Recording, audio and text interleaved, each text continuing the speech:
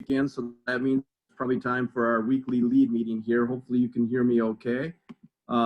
We have a packed day here of information for you. We have guests from MDE we will introduce a little bit later, which means we may go a little bit longer today than we normally do, but I think it'll be worth your while. If we could go to the agenda, please, Laura. Looking at what we have for this week, information and updates. We had a board work session yesterday that we'll touch base on what your contests look like for the winter season, especially around those last 2 weeks, as well as football. Our COVID metrics, working with 2 schools right before we got on here today that are looking at their local metrics and have some decisions that they need to make. So again, today's information will assist you, I believe, in how those decisions are made and what resources you have to be able to make those. If we would go to the next slide, please. Eric, I'm going to turn it over to you quickly here for board updates and then information around the Foundation A from, or Form A from the Minnesota State High School League Foundation. Eric? Thanks so much, Bob, and good morning, everybody. And thanks again for being with us here on a Thursday. Yesterday afternoon, last evening, our board of 20 people came together for about 3.5 hours and talked about a number of different things. And first and foremost was really progression of where we are and where should we be going. You've heard from us all along that our focus remains on safety for participants and also expanding opportunities as we can, and we continue forward in that mode as we think about what can come next.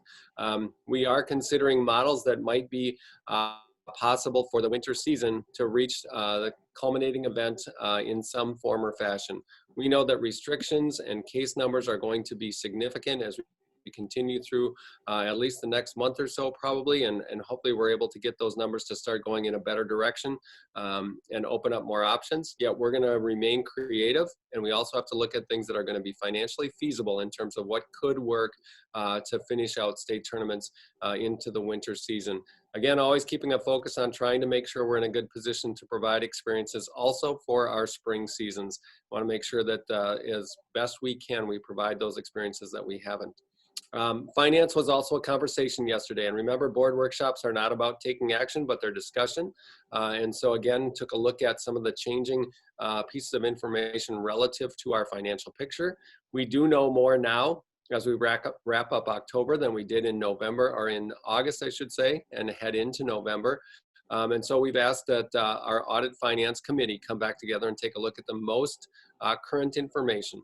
That would include some possibilities that could come from the foundation, as well as forgiveness on the PPP loan, as well as just really where our costs coming forward as we go through this year. And so you heard me mention foundation. The foundation board did meet a week ago, and they did make a motion and pass a resolution to put Form B applications from last spring on hold indefinitely. They recognize that those are important, yet they believe that Form A is the priority with all of our schools. So they did ask league staff to update the website and put a different date on the due date for Form A applications. So that should be something that you should put on your to-do list, is go in and complete the Form A application. They will be meeting again in a couple of weeks to determine the amount of money that they are going to attribute to Form A for the fall of 2020. And you wanna make sure that you're in there. The deadline there is November 30th for you to complete your application. And you'll see that information right on the High School League Foundation website, which you can find connected to our website. So Bob, I'll turn it back to you. Great, a few more sets of information and or updates here. Return Participation Task Force will be meeting. Jill Johnson remains our chair.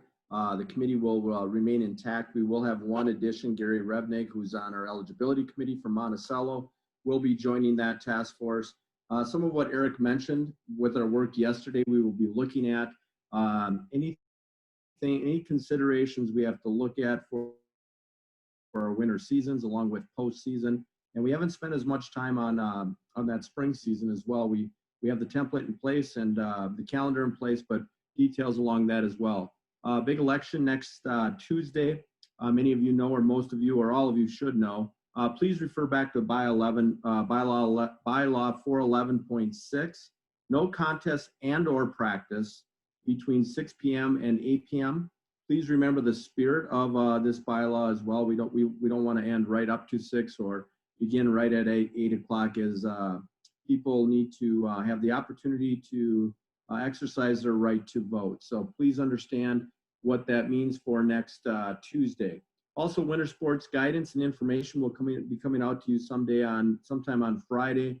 Again, we're going to try and get it out to you prior to that end of the day on Friday, when we know that you are very sensitive to that information coming out late in the day, but we will get that out to you when it's as complete as possible. Gymnastics and adaptive floor hockey will follow early next week, as they're still working with their advisory groups and finalizing their information.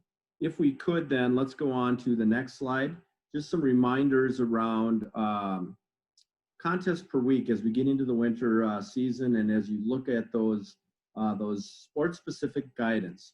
Again, it's 2 contests per week. Remember, the philosophy behind that is to, again, minimize the opportunities for spread and also allow for some flexibility as we get later into the year. So when we get into those last 2 full weeks, you are allowed 3 contests per week. Please don't schedule those 3 contests as of right now. Again, the flexibility around that was meant to be if you have a disruption due to COVID and or weather related, that then those games could be bumped into those last 2 weeks, and you would be able to play 3 contests during those last 2 weeks. And remember what the designation and that decision by the board was for. So again, it's around COVID related disruptions and or weather disruptions and or postponements. On to slide 5. Football a little bit. We talked a little bit different. We talked last week about the opportunity for 2 contests per week. Please keep in mind that 6.5 quarters of play in 3 consecutive days. That's bylaw 502. Make sure that you understand that language. The intent around that was to utilize the same athlete in varsity or JV, possibly a sophomore contest within those 3 days. The intent was not to maximize play in those 3 days or 3 out of 4 days. Sports medicine would believe that that's an increase to risk. So when we look at those 2 games per week, and we know that we're running out of time because we're going to butt up to our postseason opportunities, a Monday, Friday, or a Tuesday, Saturday model would be acceptable. Where it gets tricky and what you need to avoid is playing on that Friday, turning around and playing again on Monday, and then that Friday again. To do that multiple times during the season, again, there is inherent risk when we are playing that often. So understand what the intent of that was, and make sure that if you have questions around bylaw 502 in that 3-day period, that you're asking those questions as well. That being said, Eric, I'm going to turn it over to you at this time. Thanks so much, Bob. And you know that open school and open activities has been part of the conversation throughout this week, and obviously even last week. And a couple of things have brought us to that point. And one is just the rising case rates that exist across the state, and that's pushing county case numbers higher all over the place. And that means that school boards and school administration are getting together regularly to review where they're at. I think what's important to remember, and the reason for this slide, is that the State High School League has seen its primary function as providing support and leadership for all of our member schools. And when we do that, we're bringing together the best information that we can that come from a variety of sources. In some cases, that may not have been the best plan in terms of the responsibility aspect. Some people have attributed rules to the State High School League that are not ours. However, they exist in our guidance because they have come from other places that do have the responsibility for that. When we provide the guidance and information, it's intended to give you the most accurate and up-to-date that we have at the time from all the folks that are creating that. Some of the guidance and direction is from us. When you get your winter sports information, that's going to be generated by us using a great number of sources. Those will be vetted by our sports medicine. They'll be vetted by the Department of Health. They will be informed by our advisory committees. And we'll use things like the NFHS document, as well as sports-specific providers out there to try and create the best guidance we can for safety. And we put it all in one place so that you have it there. Yeah, one thing we think we can do better is to better help you understand where that came from. So when questions come around, whose rule is it, or how do we address this, or if we are concerned about it, where do we look? We're going to try and give you more information in that. But again, you see that bottom bullet point. Our goal is to synthesize the information so you can come to us and get that information in as accurate form as possible. We go to the next slide, Laura, and think about that as we kind of went through the whole learning model piece at the beginning of the year. We started with an understanding or a belief that it was very straightforward. If our high schools were in a county that were at a case number of 30 or higher, they were going to be required to go to distance, and they were going to have to shut down their activities because within the Safe Learning Plan, it says that.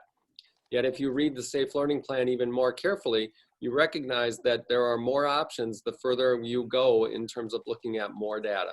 And I am not the expert in that, but fortunately we have Heather Mueller from the Department of Ed that I'm going to call on here in just a minute or two to give you some more detail about how those things all fit together.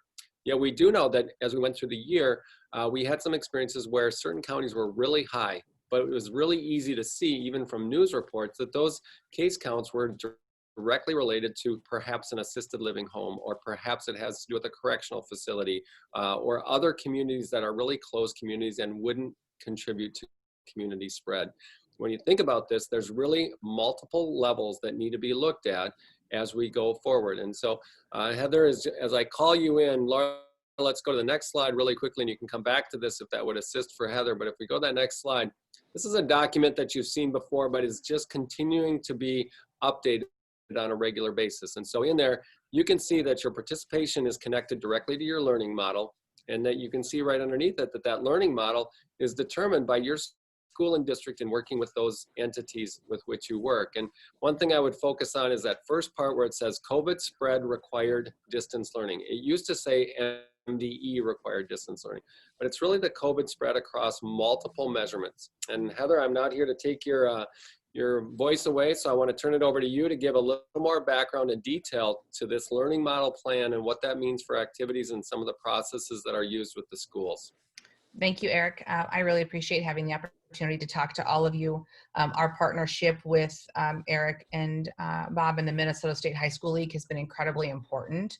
And I think that just to, before we even start, is just to make sure that you all know that one of the things that we recognize is probably one of the most important things that we've thought about for our students is, in addition to academics, is their mental health and their social emotional well-being in those relationships. And we know the important role that activities and athletics play in a student's life and in their family's life, quite honestly. And so just a little background for just a little context is I not only am the Deputy Commissioner at the Department of Education, but I am also a mom of a senior in high school and a sophomore in high school, and both are very involved in athletics and activities. And so I have a strong sense of not only the role that activities and athletics play in their lives, but also the impact, right, of not being able to participate in what this looks like for them. And so as we are having these conversations, to our hearts. And so when we sent out the reminder on Tuesday night to our superintendents, it really reiterated what we had talked about in the press conference on July 30th. It was just not really at people's top of mind because everyone was actually just thinking about how are we going to get kids back in school, and are we going to get kids back in school? And so when we had that conversation, it was really focused primarily on first talking about the county level data. And that's what most people zoned in on and started really thinking about, like, that it's going to drive everything. But if you looked farther into the plan, you'll recognize that there are actually 5 steps in that process. And when you get to step number 5, it's really there that we have the opportunity to look really purposefully at not only the county level data, but what's happening in our communities and then what's happening in each of our school communities. And it is a distinct possibility that not only what is happening at a district level would be considered, but it could also be on a school by school basis. Back in June, on a superintendent and school leader call, one of the examples I gave is that it is a distinct possibility. I live in Mankato, so it was a distinct possibility that Mankato East High School would be able to continue to be in a hybrid or an in-person learning model and continue to be participating in athletics and activities, and that Mankato West actually was seeing a spread and that they would need to be out. I mean, it is possible for us to become that targeted and specific and scalpeled in our approach, and so that is why that is why we kind of went in this direction. Is we recognize that geographically we are not all the same. We are not seeing the spread the same in our communities, and we really wanted to be thoughtful about how it is that we could continue to provide local control and also make sure that we have some guardrails set around that. And so in that reminder that was sent out on Tuesday to all of our school leaders, it just reminded them to go back to look at that language that's in that learning model, and also just remember that as we're making those decisions, the first things we want to have is first and foremost is we want our students in school. Right? That is the goal of everyone. While keeping everyone safe, healthy, and well, we would like to have our students in school because we believe that actually does make a difference. And so if looking at those numbers, you're looking at the county level numbers, you're looking at your community and your school level data, if you are looking at that and you see and your school leaders see that it may be safer, but you see a projection and you're looking ahead and you think it may be wise for us to be in a distance learning model, but right now we're not having any cases in our schools. We're doing an amazing job. Like our staff continues to do well. Our students are masking. All of these pieces are happening. Then it is possible that even though your county level data is in the 70s, 80s, and 90s, you're not seeing it in your schools and you're not seeing it in your communities, then you can continue to maintain that in-person or hybrid learning model and continue to play athletics and participate in activities. It is when you have a trifecta of issues. You have not only the county level data is incredibly high, you are seeing spread in your community that has nothing to do with one location like a long-term care facility or a prison. It really truly is actually community spread, and you're seeing it in your schools. Your staff has it, your students have it, and you are seeing a number of staff who cannot come in, or you're having a number of students who cannot come in. When you have that trifecta, that is really when you should say, we need to be in distance learning and we should not be playing athletics and we should not be participating in activities. And the one piece around that is not a forever, like you're not in that distance learning model forever. You are really looking at that in a 2-week incubation period. And if in those 2 weeks you are seeing a drop in your county level data, or you're seeing a drop in your school and community level data, then after that 2 weeks, you can consider coming back into a hybrid model and you can resume activities and athletics. If, however, those 3 things are still exactly where they were before or they were higher, you for another week should stay in that, and that's where it's going to continue on a week by week basis. The only time that we would ever, as a Department of Education, step into this conversation as instead of a partnership role, as more of a directive role, would be if those 3 pieces of data all direct toward the decision around distance learning, and the decision is made not to do that. Then there are multiple conversations that we would be having with school leadership to talk about why. And so we have never gotten to the point where we have had to have either Commissioner Malcolm or Commissioner Ricker, who are the commissioners of health and education respectively, have needed to step in. But we have had instances where we've needed to be able to be supportive of our school leadership. The best example of like how this model is working, and we've had a number of districts operating in this model who have had multiple elementary schools in their building. One has an outbreak, but 3 others don't. The one elementary school moves into a distance learning model, and the other 3 are actually continuing to be in person. And we've had also instances where we have had county level data that is incredibly high. The school level data is high, the community level data is high, and the hospital, there are no more hospital beds in their communities. That is when we have said you do need to move to distance learning and you should not be playing sports. But the The city that is 15 miles down the road, who has a school district as well, did not have that same issue, and they were able to continue to play. And so that is where it is different. And so when we have a lot of questions that are being asked about why is it that in our county, we all have the same county data, but they're doing something different than we are, it's because probably their data looks different than yours, right? And so we just have to be cognizant of that. And it is a shift. People are used to school essentially looking the same across our state. We essentially have the same number of days. We all pretty much get there in the same way.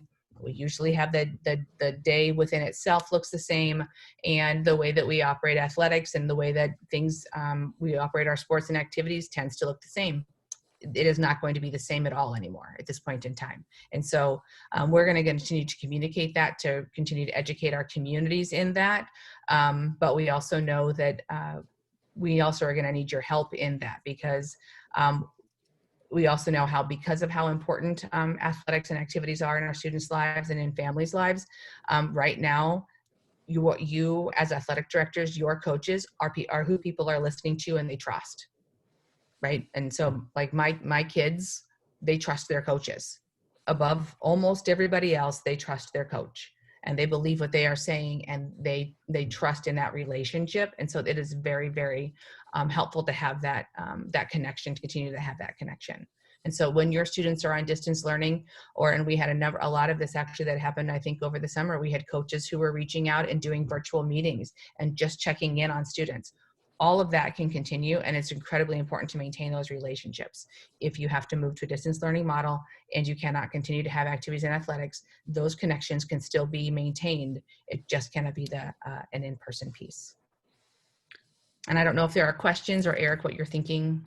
Heather, great job, and really well explained. One thing that you and I have discussed a fair amount is other providers and the use of facilities within schools for non-school programming, and how does that play into these kinds of decisions as the departments and the states look at this? And thanks for reminding me to talk about that. So when a school does move into distance learning, or needs to move into distance learning, the facilities shouldn't be rented. Right. And I think we've articulated that in our language. And when we added the spectator language, we did also articulate around the rental of facilities, because it seems a little bit backwards to say that we are trying to maintain the integrity of what's happening in our schools. We believe that it is not keep our students safe, healthy, and well, and then to be able to rent out our facilities, that doesn't make sense. And so we are really trying, it puts a burden, right? That rental not only creates more people coming into the building, it also puts a burden on our custodial staff. It puts a burden on the cleaning supplies that are existing. And so those are places where we are really conscious of that. And so the recommendation is that if we're out, then everyone is out. And so that language is established in the facility, in the guidance document that articulates facilities. Wonderful. Really appreciate that, and appreciate you being here. And to the crowd, I apologize for a poor introduction. Heather is Heather to me because of the number of contacts and conversations we've had, but she is the Deputy Commissioner of Education, and we are pleased to have her with us here today. She and Bob are going to take the next slide and talk a little bit more, and she leaned into that a little bit in terms of the role that your coaches have and some of those things. So Laura, if you want to pull that next slide up, and Bob, I'll turn it back to you to start that conversation, and then invite Heather in. Great, thank you very much, and thank you, Heather. And Heather was on with our liaisons yesterday, along with Wendy Hatch, who is also a part of the MDE. And what we discussed, as Heather mentioned and segued very nicely, is who has the most influence within your community. And quite often we know that it's that influential adult that connects our students and student athletes to their community. And as we look at preventing, as Heather mentioned, and maybe slowing down or lowering those metrics that continue to allow our student athletes to play. It's amazing to see what happens in our communities and the solutions that are provided or created within your own communities. The weekly conversations with athletes, or with athletes in a virtual meeting, preparing and planning as to how we're going to make those groups smaller, minimize who they're with, and really focusing on controlling that environment, right? The responsibility within each team is going to assist in minimizing those disruptions as we get into that winter season and as we begin to finish up our fall season. So if there are people that are in your community that are making that difference, that are your community leader, not only your team leader, we would want to know about that. We did some brainstorming yesterday with our liaisons, or on Tuesday, excuse me, with our liaisons. And if you have creative ideas, right, we often talk about with opportunity comes responsibility, and some of the signage that you've used and the creativity, we would want to know that and share that if possible. So Heather, I know you touched on it. Anything further on what would assist the Department of Education or assist us together in really trying to accomplish our goals? Well, I think that you've done it really well, I think, Bob. It's just making sure that there are voices in the community who are also able to relay the message of how important this is, right? If we have students who are sick, they cannot play. If we have staff or coaches who are sick, right, then it is possible that school will not be in session and they cannot play. And so, if we want to continue to be able to provide access and have our students participating, we do need to continue to be able to not only relay that message to our students, because quite frankly, I think our students are doing an amazing job, right? I think that they know that the impact that this is going to have on them, and they understand that whether they can play or not, a lot of this is resting on the backs of our children, quite honestly. And we have a lot of adults who are making decisions that are not in the best interest of our students. And so if there is a way to be able to use the people in our communities and the coaches from our school districts who do have a lot of respect throughout our communities and a reputation of being honest and forthright with not only like what's happening in their schools, but also just who they are as people, it would be helpful to have them help to convey this message because, we have children who are, and I'm going to keep calling them children, even though they're high school students and middle school students, but this is resting on their backs, and they are losing out on their high school years, their middle school years, their elementary years. And so we have to be able to continue to provide that message and garner support from our communities. And we've seen examples of that when students talk, when students explain what this means to them and the limitations that this means that they are experiencing and the frustration that goes along with that. People tend to listen to our students because they have really strong and powerful voices, as do I believe our coaches and you all as athletic directors as well. Thanks, Heather. If you could, one of the questions that's come back to me in a text thread here, great information around rentals. And if you could just repeat what you had said around rentals and what that looks like depending on your local and county metrics, please. Heather, did you hear that? I did. I just muted. Sorry.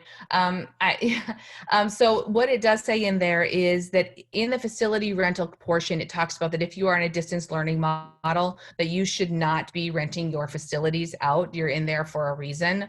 And so it is, I think I'm trying to remember the name of the document. I will see if I can find the name of the document and even just try and link it into the chat and so that you all know exactly where it is. But there is a section that's not necessarily a safe learning plan, but it's really the guidance that we sent out to schools that talked through like what we needed to be thinking through in order to even be able to have the school year. And in there is a section on facilities. And so I'll make sure that you have that and you all can click right into there and see what that language says. Great, thank you, Heather. And I think one more question as well, and then I'm going to summarize what I heard you say that I think would be most beneficial for our audience here today before we move on. So, Eric? Okay. Thanks, Heather. And I know everyone loves to be put on the spot, but one of the things that this group does is works with their administrative team. And so we can all understand 30 per 10,000 and 50 per 10,000. Can you talk a little bit about the data at the local level, specifically even into the school? Are there numbers that are used there? How do you as a state level organization support our schools in looking at that data, and what are the key factors and numbers you're looking for? Sure. So a couple of different pieces is every single school district has and charter school and public and private school, quite frankly, has a tie to a regional support team. And that regional support team is created and has received professional development and learning. And on that team sits, and they're based essentially out of our service cooperatives. So one person is our regional support coordinator. The second person that sits usually on that team is a Department of Health epidemiologist. The third are representatives from local public health. And so if your school district serves multiple counties, usually every single county is represented on that team. And then there are members of the Department of Education who are on that team as well. And your superintendents as well, our charter school leaders and their crisis response team have the opportunity to meet with them weekly to talk about what is the data looking like. So they are able to look at that county level data. They are talking about what they are seeing in not only the what's currently available, but what's in the queue based on the number of outbreaks that they have seen coming through their schools. Superintendents also usually know that data, but they're able to provide that and have that conversation. And then through that dialogue, there is some type of recommendation. Right. And so it is possible that in that regional support team, they would say our recommendation is because you have the trifecta of concerns in data, you should move to distance learning. They may say your county data is at 96.7, but your school data, you have no cases in your school and the communities that you are serving has very minimal outbreak. Although that says by the county level data that you should be in a distance learning model, you know what? You're doing a great job. We're going to keep you in a hybrid. We suggest keeping in a hybrid model. That superintendent can say, great, I'm going to stay in hybrid. Or they can say, you know what, makes me a little bit nervous. I'm going to go ahead and move us to distance learning. Then we're going to support that decision as well. And so usually that is how that process goes. There is a consultative model. And so they can have those consultations as often as they want, but they usually do come weekly because the county level data was initially released every single week, that is what people were basing that on. And so just so that you know, that is how that process goes. The other thing that we have made a change to, and I don't know if it made it onto today's, county report, but we are also changing the narrative at the top of that because it really did say at the top, because that's how we started, that the learning models were based on the county level data. Now that narrative, again, I'm not sure if it's on today, but it will be for sure next week, that narrative at the top of that document will reflect and reiterate exactly what was sent out in the letter on Tuesday, which is the county level data is one piece of information, and we are also looking at community data, your school community data, as well as any influenza-like symptoms and outbreaks in your school. And so that will all then kind of help to line up, hopefully, those conversations. Heather, your explanations are fantastic and really helpful for this group. And I think the great thing that we can take back from this is that, we are looking down to the very detailed level of even within the school. And so what that does is provide opportunities that might otherwise not be there if we use metrics that are much more broad in their stroke. The other part of that, the natural connection, which ties back to where this started with Bob's conversation, is your community and your school community have a great amount of control over what happens. So sometimes it feels like other parts of the state really decide things for schools at certain times. This is getting very localized, and you have a lot of opportunity to impact the numbers. And we've seen counties that have gone up and have come down really quickly, and others that have gone other directions. But actions by everyone, and especially the students and the staff members in schools, can make a huge difference in what happens there. So please continue to focus on that and work with your schools. Bob, I'll turn it back to you. Thanks, Eric. And Heather, we greatly appreciate your time and your clarification. I think one of the things that has been most frustrating for our activities administrators is inconsistencies, not just around COVID metrics, but whenever there's inconsistencies, it's really difficult to lead in their communities. So I think what I heard from Heather that will most help our activities administrators is this, that your regional support team will assist you in understanding not only your county metrics, but your local metrics and what community spread looks like in your community, but also within your high school. That scalpel approach should be something that we cherish, really, right? So they're looking specifically at each case. My understanding is we will hear less about recommendations. and more about what you can and what you can't do. And if there are inconsistencies that are occurring in your county, you should understand why some may be able to participate while others aren't. And again, lean on that regional support team. Hopefully, Heather eloquently shows how much they support our student athletes continuing to be able to wear their jerseys, continue to be able to play, and the value that they have in their community with our coaches and our leaders that will allow them to continue to wear those jerseys and continue to play.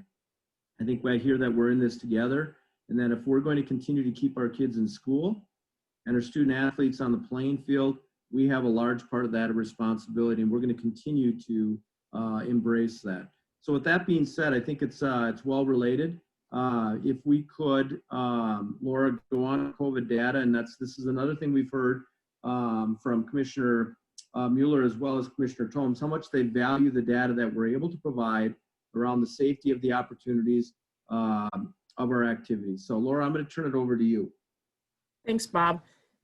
Just a reminder that this Friday is again the end of a 2-week period that we will collect data from member schools around COVID events within their activities programs.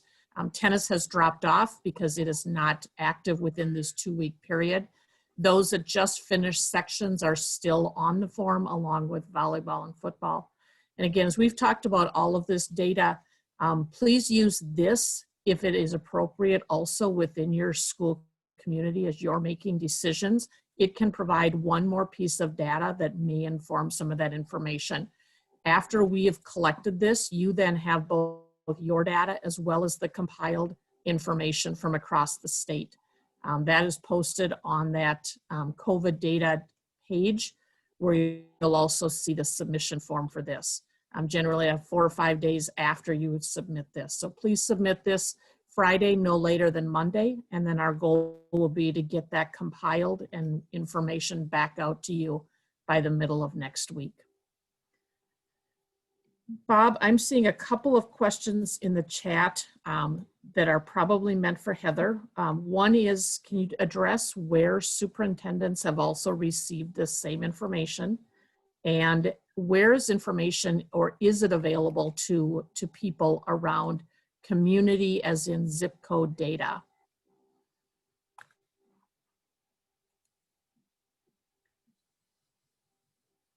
Every time.